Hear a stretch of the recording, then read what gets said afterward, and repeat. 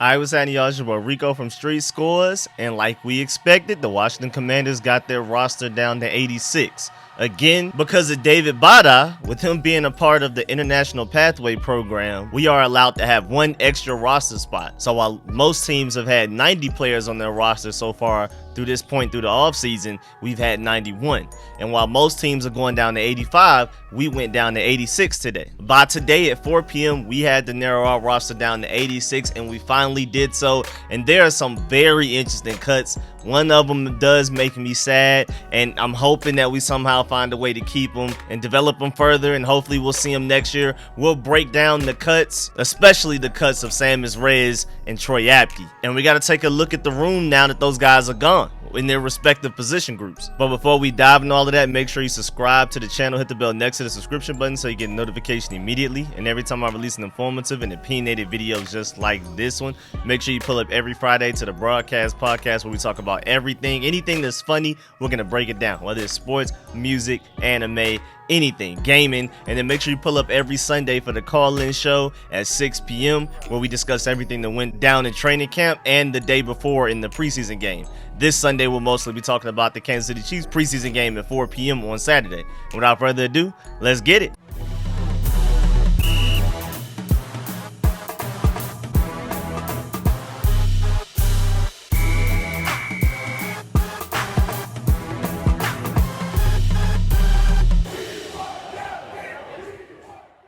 Alright, so way earlier today, like in the morning, the Washington Commanders released cornerback Bausby and guard Deion Calhoun. And it's actually really interesting too, because I'm working on a Pro Football Focus grades video where I break down everybody that contributed in that preseason game, and we're going to take a look at all of the highest grades and specific things like run block grade, pass block grade, for offensive linemen, for running backs like yard after contact per carry, for corners, how well they did against specific receivers grade-wise. It's like super in-depth, so make sure y'all stay tuned for that. I'm gonna have an offensive one video and a defensive one, and a special team one's the next video. Probably working on that tomorrow or tonight. But it's really interesting because Deion Calhoun, who we just released today, was one of our highest offensive grades, one of the highest grades on the entire team from that preseason game. So I thought that was really interesting. And then on top of all of that, we released fullback Alex Armah, which I didn't expect us to keep a fullback anyway. It was interesting to have him throughout the offseason so that when we simulate things with fullbacks and so that we can prepare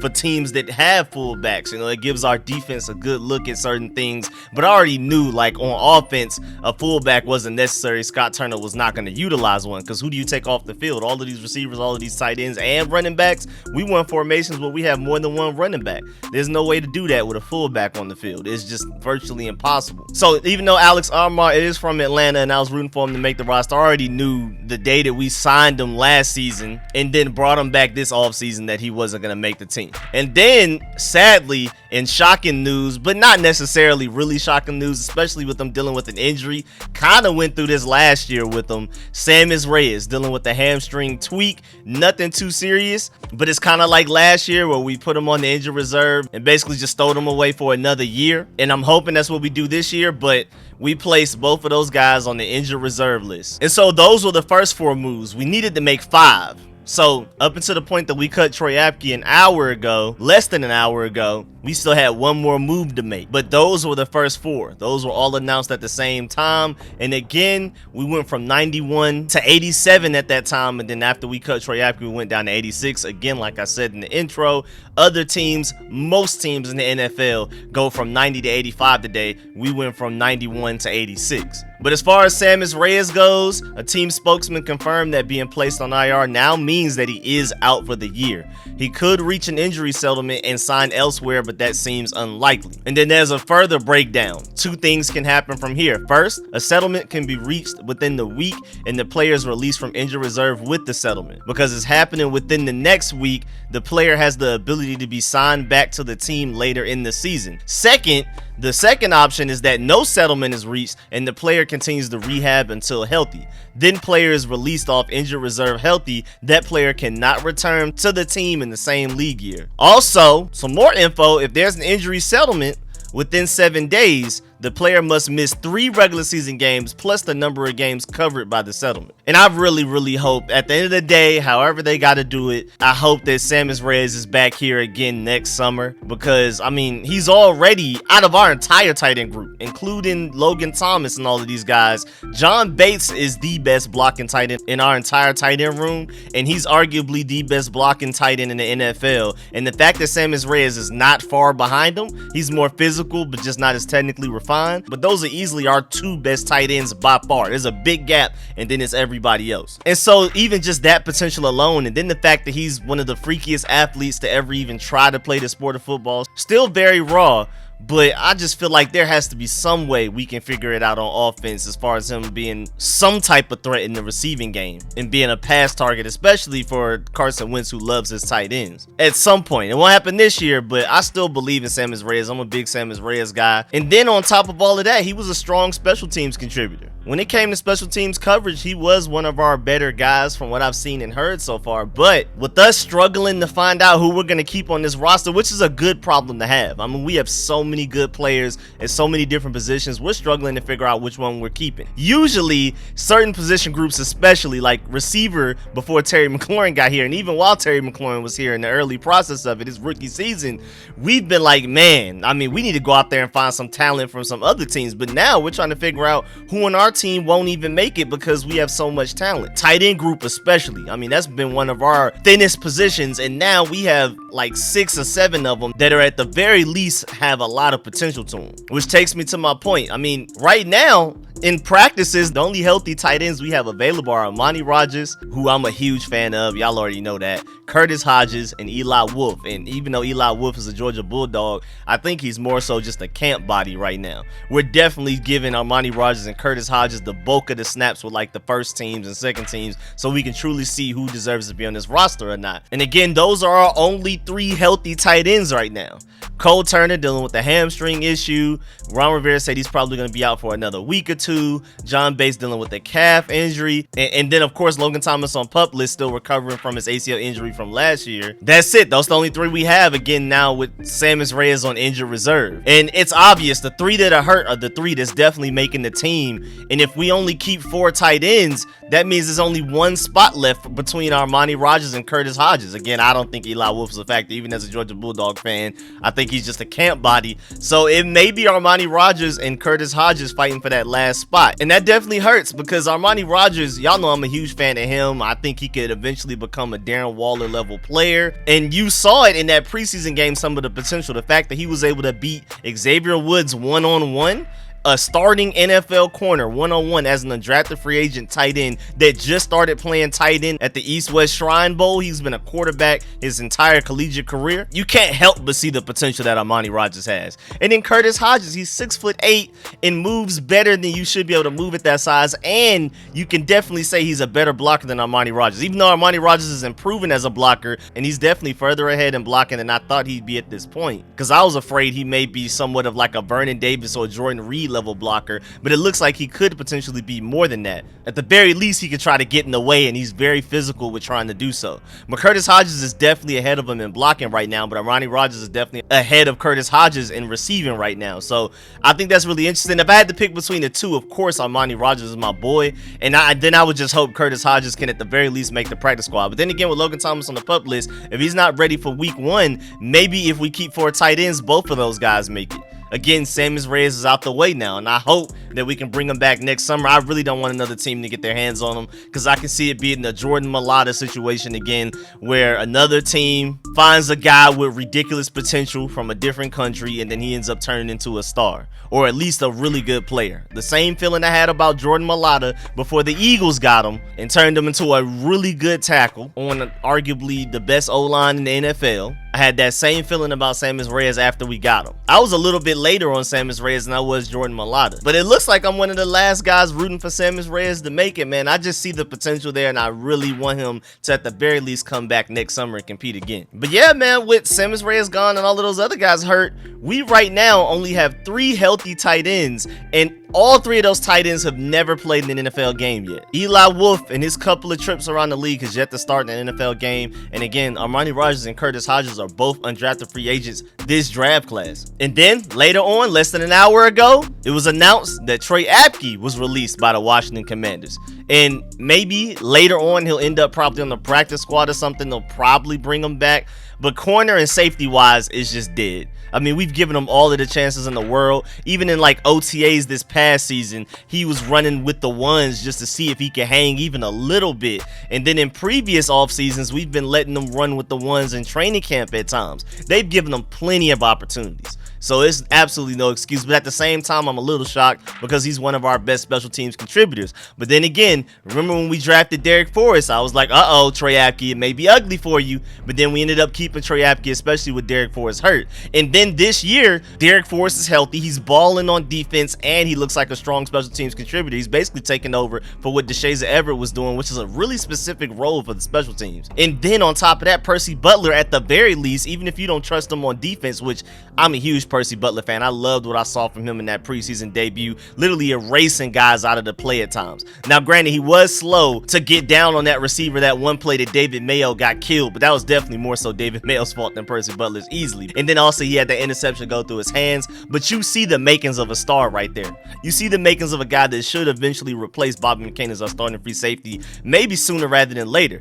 But at the very least, when we drafted him, we knew he would be an elite special teams coverage guy. A lot of draft analysts, even before we drafted him, just heading into the draft, were saying that he was one of the best special teams players, arguably the best special team player in the draft. And so it just became less necessary to have a Trey Abkey. But it's interesting that we cut two really good special teams players today. Again, Trey Abkey and Sammis Reyes. But again, I'm surprised because Trey Abkey has been such a consistent special teams player, especially in special teams coverage for us. But I think Darrick Forrest and Percy Butler have showed enough. But granted, if those guys end up really balling out safety-wise and end up getting like almost starting level snaps as part of a rotation, it's going to be hard to keep putting them out there in harm's way in special teams, even if it's just special teams coverage. But then again, Cam Sims is always out there in special teams. And I mean, he was literally the first guy down there one of those punts in the preseason game against the Panthers. He was literally the first guy. It was a fair catch, but if there were a tackle to be made, if there was no fair catch, Cam Sims probably would have been the one to make it. And as much as a lot of us like him at receiver, he's still contributing in special teams in a strong way, even after just a couple of years ago. Remember, we lost him for a very long time due to injury because of a play in special teams. I think it was like the first game of the season. Wasn't it against like Arizona, like when we had Adrian Peterson or something like that? It was something like that very early in the season. We lost him for a long time due to special teams, early in the game too. But he's fully recovered, and I guess they expect him to contribute on special teams. So even when he's not contributing on offense as much as we'd like, and it would be nice if we could give him the ball more and sooner rather than wait until November to finally showcase him. But at the very least, Cam Sims is going to be a strong special teams player, and I believe Darrick Forrest and Percy Butler are going to do the same, and that Ron Rivera and the coaching staff are very high on those guys on special teams. And maybe there's some unsung heroes in special teams that I may not be aware of right now, but they must feel comfortable enough with special teams to be able to move on from Trey Abkey and Sammis Reyes. Again, two good special teams players at the very least. But it is nice to be able to move on from a Trey Abkey who all he does is special teams. Again, Darrick Forrest and Percy Butler can be strong special teams contributors and strong contributors in actual defensive snaps in regular season games, not just practice. And just a reminder, today, Tuesday, August 16th, we had to go from 90 to 85, which is what most teams do. But again, we went from 91 to 86.